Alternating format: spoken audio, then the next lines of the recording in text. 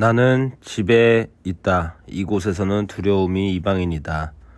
두려움은 사랑의 길에 나타나는 이방인이다. 자신을 두려움과 동일시하라. 그러면 자신에게 이방인이 되리라. 따라서 그대는 자신을 모른다. 자신은 실제이지만 그대 자신과 다르다고 생각하는 그대의 부분에게 그대의 참 나는 여전히 낯설다. 이런 상황에서 누가 제정신일 수 있겠는가? 광인이 아니고서야 누가 자신이 자신의 정체가 아니라고 믿으며 자신을 거슬러 판단할 수 있겠는가? 우리의 가운데 이방인이 있다. 그는 진리와 너무도 동떨어진 아이디어에서 오기에 다른 언어로 말하고 진리가 알지 못하는 세상을 바라보며 진리가 의미 없다고 간주하는 것을 오히려 이해한다. 그러나 더욱 이상한 것은 그는 자신이 누구에게 가는지 인지하지 못하면서도 그대의 집이 자신의 것이라고 주장하는 반면에 지금 그대는 집에 있으면서도 이방인이다. 그렇지만 이것은 나의 집이다. 나는 여기에 속하며 광인이 내가 떠나야 한다고 말한다고 해서 떠나지 않을 것이다. 라고 말하기는 얼마나 쉬운가. 이렇게 말하지 않는 어떤 이유가 있는가.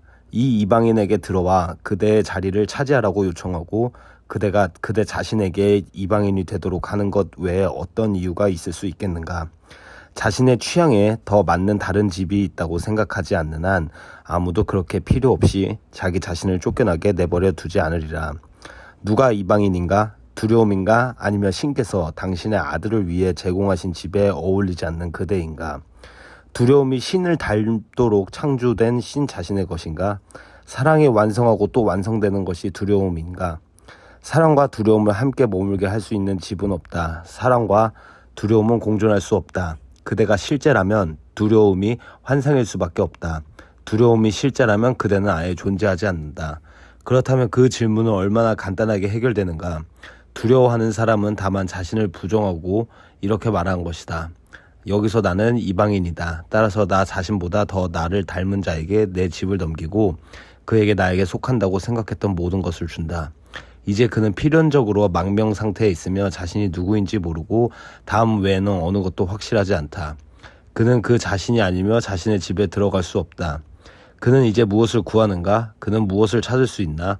자신에게 이방인인 그는 어디를 보든 집을 찾을 수 없으니 스스로 돌아가는 것을 불가능하게 만들었기 때문이다. 기적이 그를 찾아내어 이제 그가 더 이상 이방인이 아님을 보여주지 않는 한 그는 길을 잃은 상태이다. 기적은 올 것이다. 왜냐하면 그는 집에 그의 참 나가 남아있기 때문이다. 그의 참 나는 어떤 이방인도 불러들이지 않았으며 어떤 낯선 생각도 그 자신으로 받아들이지 않았다. 그의 참 나는 자신의 정체를 인지하기에 스스로에게 그 자신만 불러들일 뿐이다. 누가 이방인인가? 그대의 참 나가 부르지 않는 자가 아닌가? 그대는 지금 그대 가운데에 있는 이 이방인을 인지하지 못하니 그에게 그대가 있어야 할 것을 내줬기 때문이다. 그러나 신께서 당신의 아들을 확신하듯이 그대의 참나는 그 자신을 확신한다. 신께서 창조에 대해 혼동하실 수 없다. 성부께서는 무엇이 당신께 속하는지 확신하신다. 성부의 참암과 성부의 아들의 실제 사이에 어떤 이방인도 가로놓을 수 없다. 성부께서는 이방인을 모르신다. 성부께서는 당신의 아들을 확신하신다. 신의 확실성으로 충분하다. 신께서 당신의 아들이라고 아시는 사람은 신께서 당신의 아들을 위해 영원히 마련한 곳인 곳에 속한다. 누가 이방인인가? 라고 묻는 그대에게 성부께서 답하셨다. 조용히 그리고 확실하게 그대는 성부께 이방인이 아니며 창조주께서도 그대에게 이방인이 되시지 않는다고 말하는 성부의 참 음성을 들어라. 신께서 결합하신 사람들은 영원히 하나이고 신 안에서 집에 있으며 성부께 이방인이 아니다. 오늘 우리는 그리스도가 그에게 속한 것을 찾기 위해 세상에 왔음을 감사한다.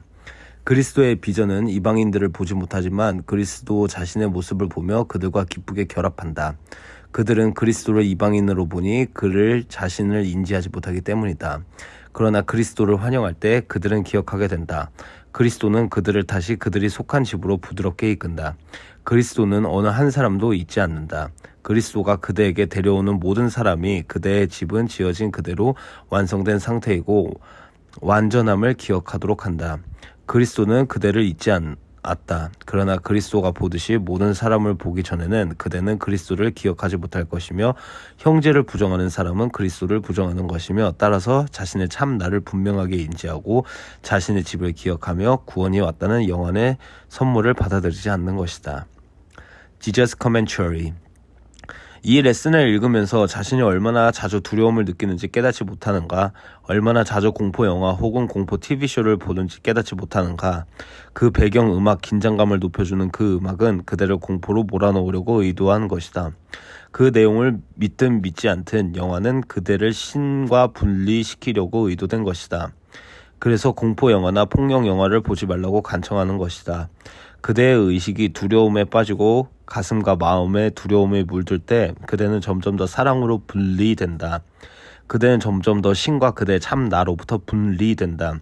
그러므로 오늘 그대 자신과 약정을 맺기 바란다. 다시는 공포스러운 두려움을 자아내는 영화나 TV쇼를 보지 않겠다. 라디오나 TV에서 살인에 관한 이야기를 들으면 즉시 꺼버리겠다. 증오나 공포를 유도하는 정보에 마음을 열지 않겠다. 컴퓨터나 TV를 켰을 때 두려움을 일으키는 것이 떠있고 이 내용이 이 고통을 이야기할 것을 안다면 그대로 계속 남겨둘 것인가? 그 내용이 정말로 신성과의 연결로부터 그대를 분리시킴을 안다면 그래도 여전히 시청할 것인가? 그렇다면 그대는 의도적인 선택을 한 것이다. 그대는 자유의지를 사용하여 그대의 천부적인 유산인 자신의 본성과 사랑을 위장하는 것이다. 무엇을 위해 자신의 자유의지를 사용하는지 알아차려라. 영화를 보러 갈 때 사회적인 인기 때문인가? 수많은 사람이 살해되는 영화를 볼 것인가? 부정한 관계나 이성에게 두려움을 일으키는 관계를 보여주는 영화를 볼 것인가? 이런 종류의 영화를 보려는 이유는 무엇인가? 멈춰서 스스로에게 물어라. 내가 이러한 영화를 보려는 이유는 무엇인가? 이 영화 주인공이 내 세상의 전부요 마지막으로 믿도록 유혹을 받았기 때문이 아닌가? 사랑하는 이여 자신의 이 질문을 던져라.